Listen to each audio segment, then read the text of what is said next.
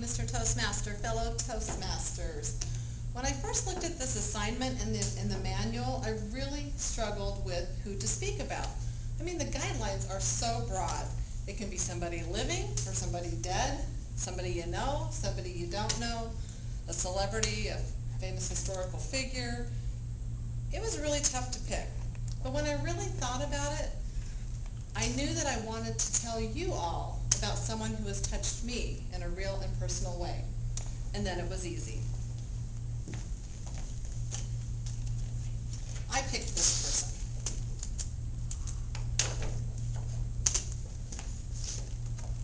Can you all see that?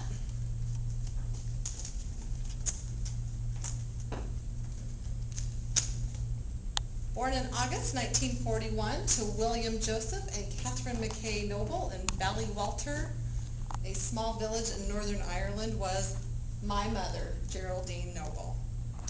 Of course, all parents greatly influence their children, sometimes for the better and sometimes for the worse. Well, I feel fortunate to say that my mother has some wonderful qualities and values. Qualities and values that I learned by watching her live them every single day. And I am certain that I'm a happier, more successful person than I would have been had she not been a part of my life.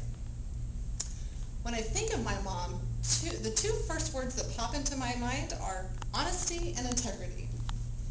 In all of my 40-some odd years, I can truly say that I never met a more honest person than my mother. She can't lie. Not even those little white lies that we tell people to be nice. No, she can't do it. If I want to see my mother squirm, I'll say, "Mom, do these jeans make me look fat?" She wants to say no. She really wants to say no, but she can't do it. And if I say, "Do you like the shirt that I'm wearing today?" And if she doesn't like it, she can't say, "No, I don't like it." But she doesn't want to be mean either. So she'll say, "Well, that's what they're wearing these days." She has done that so often that my sister and I now use that for everything that we don't like. "Well, that's what they're wearing these days." She's incredibly honest. Integrity. My mother's word is as good as gold. Over the years, many people have shared their burdens and their hardships with my mother because they know if she was asked not to speak about it, she would take it to her grave.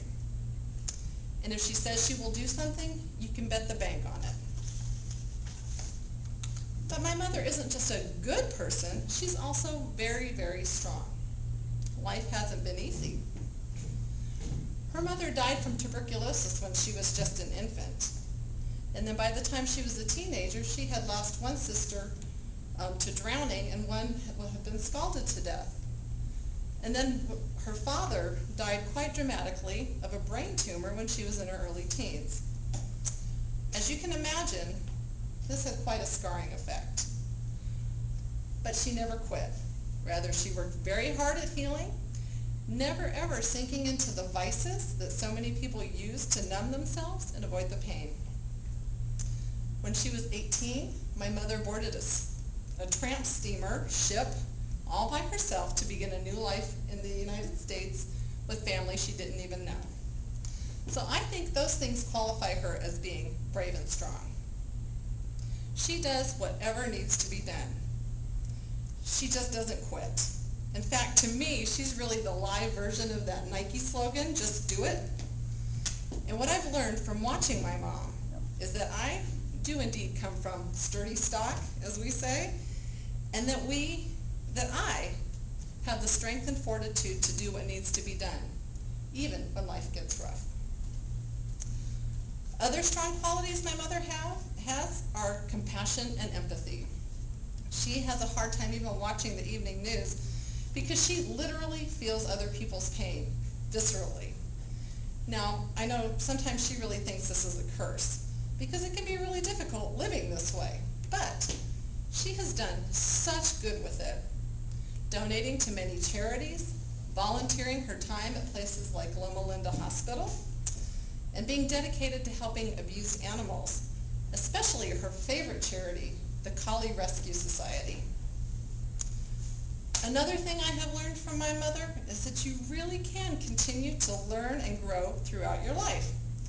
She's definitely what you would call a lifelong learner. She went back to school after my sister and I left the house, and she earned her bachelor's degree when she was in her 50s or 60s, I'm not sure, and she still takes classes at Cal State San Bernardino. But it's not just the formal education that's important to my mom, for it's also about stepping outside of your comfort zone and taking on those things that challenge you.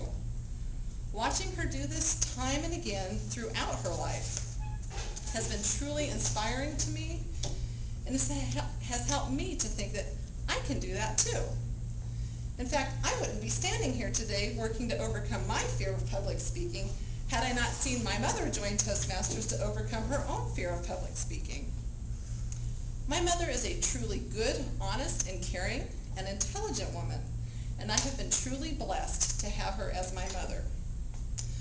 She will be turning 70 this Friday, so I would like to say, thank you, Mom, for the guidance, the example, and the inspiration you have been, and happy birthday, Mr. Toastmaster.